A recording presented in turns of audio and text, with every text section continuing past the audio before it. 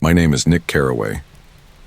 In the summer of 1922, I left my quiet Midwestern life behind and moved to New York, chasing a new beginning in the bond business. Little did I know that summer would draw me into a world of wealth, ambition, love, and tragedy. A world centered around a man named Jay Gatsby.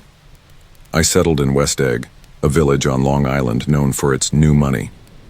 The people here had amassed wealth recently, unlike the old money families of East Egg, who had inherited their riches and social prestige.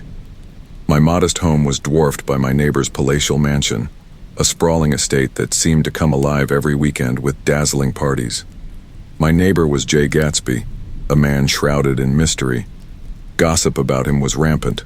Some claimed he was a war hero, others whispered he was a criminal. But few had ever truly met him. I first encountered Gatsby not at one of his famous parties, but through an invitation. Unlike most guests who arrived uninvited, I was formally invited. Meeting him was an unexpected experience. Gatsby wasn't the ostentatious figure I had imagined. He was charming, even humble, but carried an air of wistful longing. Over time, I came to understand the source of that longing. Daisy Buchanan. Daisy was my cousin, living across the bay in East Egg with her husband, Tom Buchanan. Tom was the epitome of old money arrogance, brash, entitled, and unfaithful.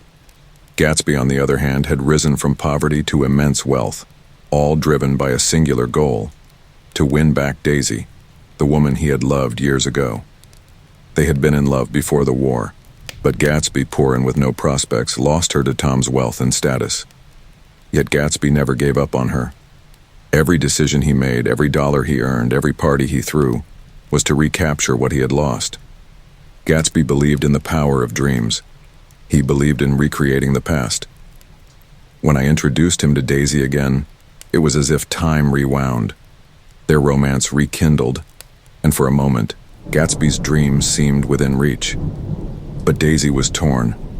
She loved Gatsby, but she also clung to the comfort and security of her life with Tom. Gatsby wanted Daisy to renounce Tom entirely, to say she had never loved him. But she couldn't.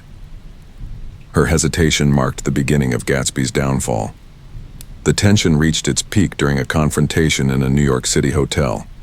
Tom exposed Gatsby's source of wealth, bootlegging and illegal ventures, and Daisy, faced with the stark contrast between her two suitors, withdrew into the safety of her marriage. Gatsby, however, refused to give up. He believed that Daisy would call him, choose him. But Daisy wasn't as brave or as hopeful as Gatsby imagined. That same night, tragedy struck. Daisy, driving Gatsby's car, accidentally hit and killed Myrtle Wilson, Tom's mistress. Gatsby, ever the idealist, took the blame, hoping to protect Daisy. But Tom used this event to seal Gatsby's fate. Myrtle's husband, George Wilson, consumed by grief and manipulated by Tom, believed Gatsby was responsible for his wife's death. George went to Gatsby's mansion, where he shot Gatsby as he floated in his pool, and then turned the gun on himself. In the end, Gatsby died alone, waiting for Daisy's call, a call that never came. His death laid bare the emptiness of his dream. Despite all the parties and grandeur, no one came to his funeral, not even Daisy. The people who had once flocked to his house abandoned him in death, revealing the hollowness of the glittering world he had built. Gatsby's story taught me more than I ever wanted to know about the American dream. He was a man who believed in its promise, who built his life on its ideals. Yet, the dream betrayed him, leaving him with nothing but heartache and solitude. Gatsby's unrelenting hope and his determination to achieve the impossible were both his greatness and his tragedy. He chased a vision of perfection that could never exist, and in the end, it consumed him. And so, I left New York, disillusioned by the shallowness of its wealth and the cruelty of its people.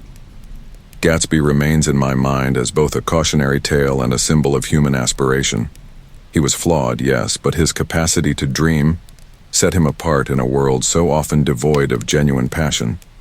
And though his life ended in heartbreak, I will always remember him as the man who reached for the green light across the bay, believing, against all odds, that his dream was still within reach.